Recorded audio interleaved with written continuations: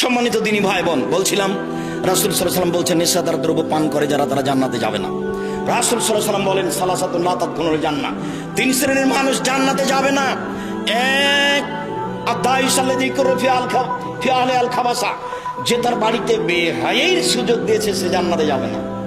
বাপ চলে গেছে তিন চিল্লাই, লন্ডনে গেছে তাসবিহ টিপছে, আর মেয়ে ঢাকা বিশ্ববিদ্যালয়ে পড়ে আরেকজনের সাথে ঘুরে, এখানে ও আরেকজনকে নিয়ে তাসবিহ পাঠ করে, আর বাপ ওখানে তাসবিহ দানা তাসবিহ পাঠ করে, 1000 দানার তাসবিহ। তাসবিহ দানা কত দানার? 1000 দানার তাসবিহ। তাসবিহ পর মেশিন আছে। আপনারা লক্ষ্মীপুরের মানুষ, আমি আপনাদের কষ্ট দিতে আসিনি। বৃহত্তর নোয়াখালী, বৃহত্তর বরিশাল, বৃহত্তর সিলেট, বৃহত্তর চিটাগাং, বৃহত্তর ফরিদপুর, এইসব অন্তর্গত যত জেলা আছে প্রায় মানুষই তাসবিহ টিপে, তাসবিহ দানা।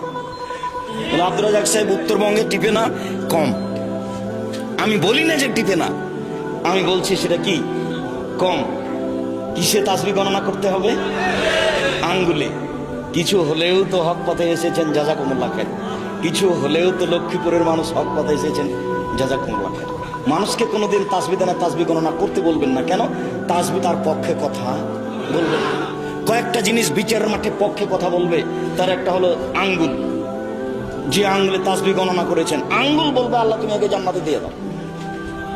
আর সবার হাতে যদি 1000 দানার তাসবিহ থাকে, কোনো লাভ নাই, তাসবিহ কথা বলতে পারবে না। 2, কোরআন তেলাওয়াত করবেন, কোরআন আপনার পক্ষে কথা বলবে বিচারের মাঠে। 3, বৈধ পয়সায় হজ করবেন, কালো পাথর আপনার পক্ষে কথা বলবে, কালো পাথর। 4, নফল সিয়াম পালন করবেন, সিয়াম বিচারের মাঠে, রোজা বিচারের মাঠে আপনার পক্ষে কথা বলবে। 4 শ্রেণীর মানুষের কবরের শাস্তি হয় না। 1, শহীদ হলে। 2, পেট ব্যথায় মারা গেলে। 3, জুমার দিন মারা গেলে। 4, সূরা মুলক রাতে পড়লে।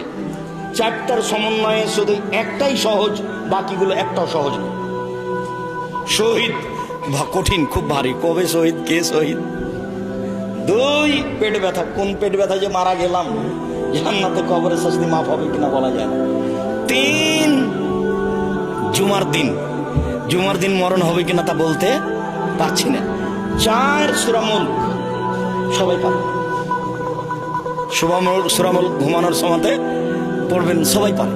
এটা সহজ, এটা গ্রহণ করে নেন। বলছিলাম রাসূল সাল্লাল্লাহু আলাইহি সাল্লাম বলেন 2, আর রাজরাতু মিনান নিসায়ে, পুরুষের বেশধারী নারী জান্নাতে যাবে না। যারা পুরুষের জুতা স্যান্ডেল পরে, যারা পুরুষের শার্ট প্যান্ট পরে, যারা পুরুষের পোশাক পরে, তারা জান্নাতে যাবে না। 3, মদমিনুল খামর, যারা নিয়মিত নেশাদার দ্রব্য পান করে, তারা জান্নাতে যাবে না।